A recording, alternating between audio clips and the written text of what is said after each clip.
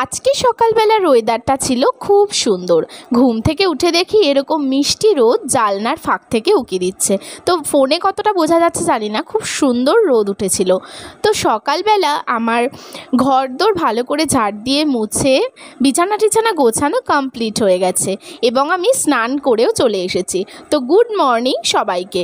যেহেতু পুজো দেওয়া নেই তাই ডাইরেক্ট চলে যাব রান্নার দিকে। তো রান্না করতে করতে ভিডিওটা করা হয়নি, কালকে রাতে মটর ভিজিয়ে রেখেছিলাম তাই রুটি করলাম আর ঘুগনি করেছি। এদিকে ঝিঙে পোস্ত, পটল চিংড়ি হবে আর হচ্ছে ভেন্ডি ভাজা।